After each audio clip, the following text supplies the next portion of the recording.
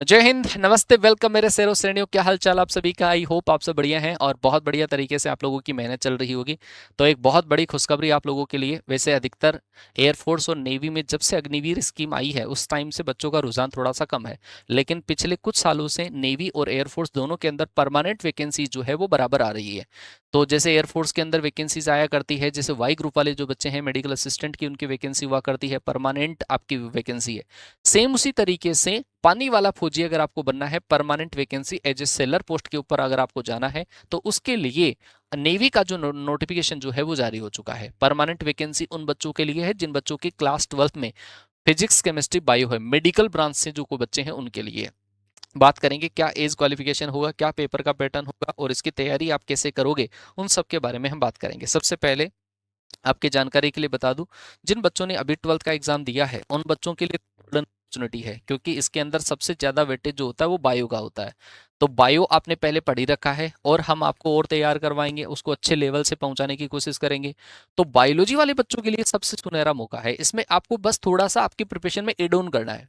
जैसे आपने फिजिक्स अभी पढ़ाई है, बायो आपने पढ़ाई है, बस एड ऑन करना है। थोड़ा सा रागा का पोर्शन होता है, रीजनिंग, जनरल अवेयरनेस, अर्थमेटिक, ये थोड़ा सा वो एड ऑन करना है। इंग्लिश आपको एड ऑन करना है। इसमें ज़्यादा कट ऑफ भी खेर नहीं जाती है, तो आराम से इसमें आप परमानेंट भर्ती के अंदर शामिल हो सकते हो। पहली अगर बात करूं एजुकेशनल क्वालिफिकेशन क्या है, तो एजुकेशनल ये आपका ऑफिशियल साइट पर है, अवेलेबल है। तो सबसे पहले एजुकेशनल क्वालिफिकेशन की बात करूं, 10+2 एग्जामिनेशन फिजिक्स केमिस्ट्री बायो से आपका पास होना चाहिए।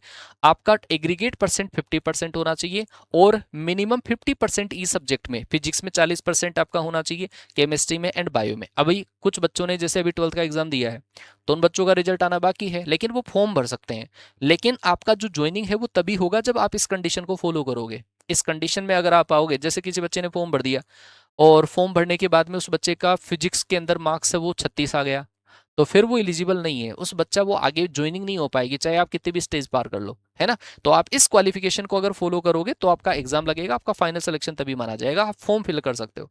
एज क्राइटेरिया की अगर मैं बात करूं तो 1 मई 2005 से 31 अक्टूबर 2009 और इन दोनों डेट के बीच में है या फिर ये डेट है, तो आप इसका फॉर्म भर सकते हो। दो इनटेक होते हैं। अच्छा, इसका एग्जाम जो है आई नेट 1 का एग्जाम आपका होगा, फिर आई नेट 2 का एग्जाम होगा। पहला आपका एग्जाम ऑनलाइन एग्जामिनेशन होगा, फिर आपका ऑफलाइन एग्जामिनेशन होगा इसका। अगर पे एंड एज क्राइटेरिया मैंने बता दिया, आप इस क्राइटेरिया में है तो कमेंट जरूर करना कि सर हम एलिजिबल हैं और हम तैयारी करना चाहते हैं, कमेंट जरूर करना, ठीक है भाई। अच्छा, कैंडिडेट्स बोर्न बिटवीन 1 मई 2005 से 31 October 2009 are eligible to apply for I net 2026। Further candidates will be eligible for second phase stage second recruitment process for the respective branch as per the criteria below, ठीक है। अच्छा, पे और allowance क्या है? Full आपको permanent commission है। तो बेसिक आपका जो ट्रेनिंग है वो 21,700 से 69,100 के बीच में रहेगा। फिर उसके बाद में जैसे ही आपका प्रमोशन होता है तो 47,400 से 1,51,000, 15 साल की जो वैकेंसी आपकी है वो ये वाली है, ठीक है भाई।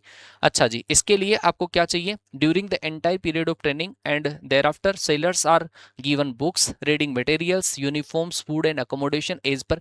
ये तो खैर बात की चीजें हैं, लेकिन आप हाल फिलहाल ये समझो क्या सिलेक्शन प्रोसीजर रहेगा। आपका जो फॉर्म है वो भरना स्टार्ट होगा 14 मार्च से 6 अप्रैल।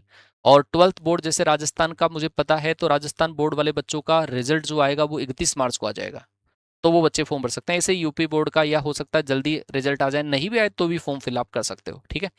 करेक्शन विंडो जो है इसका 10 अप्रैल से 11 अप्रैल के बीच में होगा। अगर फॉर्म में कहीं मिस्टेक हो चुकी है तो 10 से 11 के बीच में आप करेक्शन कर सकते हो। आपका इसका रिटर्न एग्जामिनेशन जो लगेगा वो मई में। अच्छा सोचो, कोई बच्चा सोचे कि सर ज्वाइनिंग तो मई में है अगले साल, तो आपको मई 2026 के अंदर ही जब इसका आई नेट 1 लग रहा है, आई नेट 1 का मतलब क्या है? पहला पेपर आपका लगेगा 100 क्वेश्चन का, और 100 क्वेश्चन में अगर आप पास होगे तो ही आपको स्टेज सेकंड में बुलाया जाएगा। इसके जो नंबर है वो मायने नहीं रखते हैं, पहला स्टेज जो लगेगा उसके नंबर मायने नहीं रखते हैं। स्टेज सेकंड में जो आप मार्क्स लाओगे मेरिट उसी के बेसिस पे बनेगी। तो स्टेज सेकंड जो है उसका रिटर्न एग्जामिनेशन आपका होगा वो मार्च 2027 में होगा और ज्वाइनिंग आपकी मई 2027 में होगी, ठीक है।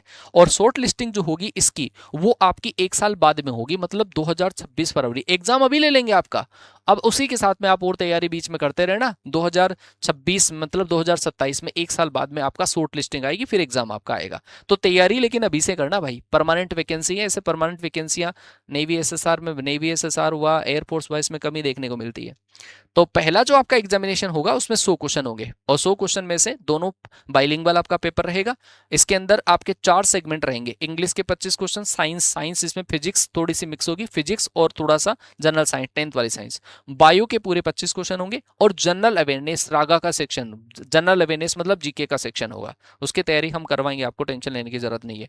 इसके सैंपल पेपर वगैरह आपको दे रखे हैं, बाकी मैं आपको बताऊंगा कैसे कैसे सैंपल पेपर होते हैं, क्या क्या चीजें होगी। आप चैनल को सब्सक्राइब करके रखें जिससे कि आपको चीजें टाइमली पता चल जाए।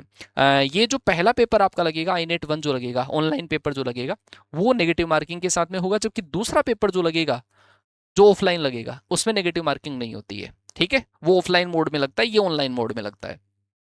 550 रुपये फी है और 18% जीएसटी आपको पे करना पड़ेगा फॉर्म फिलअप करने के लिए।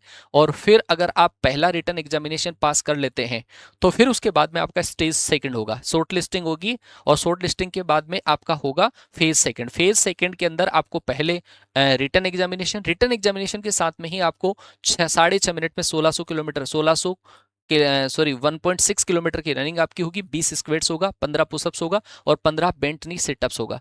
स्टेज सेकंड आपका देखो, qualifying in physical fitness test is mandatory, इसमें पास होना जरूरी है।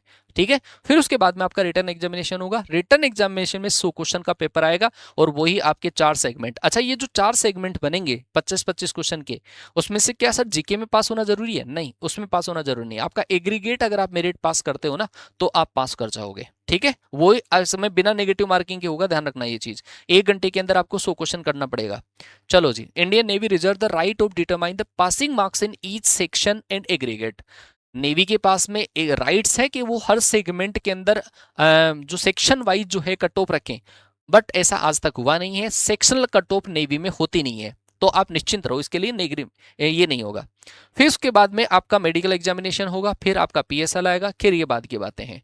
तो भाई अगर आप इस परमानेंट भर्ती के अंदर मतलब आना चाहते हो, आपको लगे कि हाँ पर सर परमानेंट भर्ती है, हमें तैयारी करनी चाहिए, तो इसके लिए कैडेट डिफेंस एकेडमी एप्लीकेशन पर भी आपको बैचेज मिलेंगे, ऑनलाइन बैचेज भी मिलेंगे और ऑफलाइन बैच भी है। कोई बच्चा ऑफलाइन जुड़कर हमारे साथ में तैयारी करना चाहता है मेडिकल की, तो आप लोग यहाँ पर आ सकते हैं, देहरादून आ सकते हैं, ऑफलाइन आना चाहें ऑनलाइन हमारी एप्लीकेशन पर आपको बैचेज मिल जाएंगे।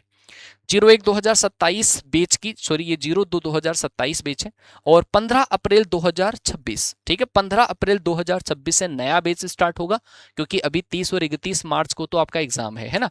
अगर इस डेट में कहीं वेरिएशन हुआ तो आप लोगों को हम इन्फॉर्म करेंगे, और इन्फॉर्म करके आपको हम बताएंगे। ठीक है भाई।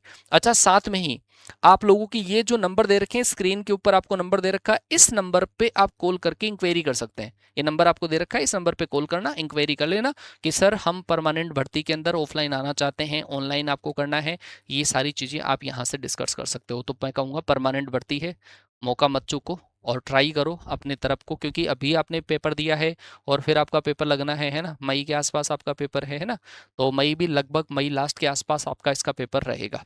तो आप आईनेट वन के बारे में ना सोचें, आप आईनेट सेकंड को सोचकर तैयारी करें। आईनेट वन तो आई थिंक ज़्यादा खतरनाक नहीं है, थोड़ी बहुत प्रिपरेशन करने से निकल जाएगा, लेकिन आईनेट सेकंड जो मेरिट डिसाइड करेगा उसके लिए आपको पढ़ने की ज़रूरत है। ठीक है, क्योंकि इसमें तो आपको तो टाइम लेगा, वो 1 महीने का टाइम, 1-1.5 महीने का टाइम मिलेगा, क्योंकि अभी मार्च चल रहा है, अप्रैल मई में आपका एग्जाम है, 1-1.5 महीने में तो आपका हो सकता है कोई ऑनलाइन बेसिस से कर लो।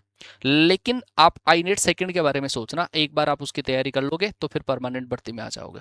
ठीक है, बाकी क्वेरी, आपको कोई भी क्वेरी हो तो ये जो नंबर आपको दे रखे हैं स्क्रीन पे, इस नंबर पे कॉल करके आप इंक्वायरी कर लेना। चलो, मैं मुलाकात करूंगा आपसे हमारे अगले सेशन में, तब तक के लिए टाटा बाय बाय, जय हिंद, वंदे मातरम।